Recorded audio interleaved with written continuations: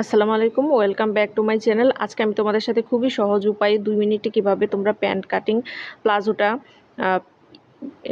Cutting করতে পারো সেটাই দেখাবো। তো এখানে আর 2 গজ 4 গিরা পরিমাণ কাপড় আমি নিয়ে নিয়েছি। এই কাপড়টাকে হচ্ছে 4 ভাঁজ করে নিয়েছি।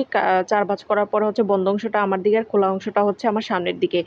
তো যেখান থেকে আমি হচ্ছে ধরে আছি সেটা হচ্ছে সামনের অংশটা হচ্ছে আমার খোলা অংশ, আর আমার দিকের অংশটা হচ্ছে সেটা হচ্ছে বন্ধ অংশ। তো এবার আমি হচ্ছে মাপটা নিব। এখানে লম্বার পরিমাণ নিচ্ছি আমি 41 ইঞ্চি, কারণ এখানে হচ্ছে সব কিছু মিলিয়ে এলাস্টিক এবং হচ্ছে নিচের ভাঁজের অংশ মিলিয়ে এখানে আমার 40 থাকবে, সেজন্য আমি একটু বাড়িয়ে 41 ইঞ্চি নিয়েছি। এখানে হিপের মাপ নিচ্ছি আমি 17 ইঞ্চি পরিমাণ, কারণ সালোয়ার যত লম্বা হবে হিপের মাপটাও কিন্তু একটু বাড়িয়ে নিতে হবে, না হলে সেলাই করার পর উপরের দিকে হচ্ছে এটা উঠে থাকবে সেজন্য।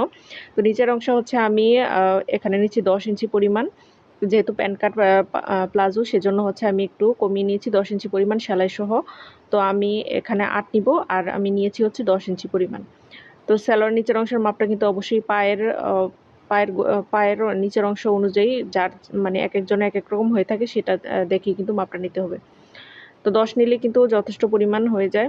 তো তারপরে হচ্ছে আমি একটা মার্ক করে নিলাম। এখানে হচ্ছে আমি ভাঙ্গা দিব, ভাঙ্গার জন্য আমি দেখে নিচ্ছিলাম কতটুকু লাগবে।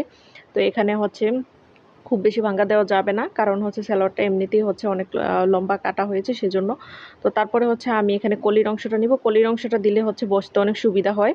তো ইউটিউবে হচ্ছে অনেকেই অনেক কঠিন কঠিন করে হচ্ছে সালোয়ারের কাটিংয়ের ভিডিও দিয়ে থাকে, ওগুলা কিন্তু আমি ফলো করি না, নিজেও পার্সোনালি কখনো ফলো করিনি।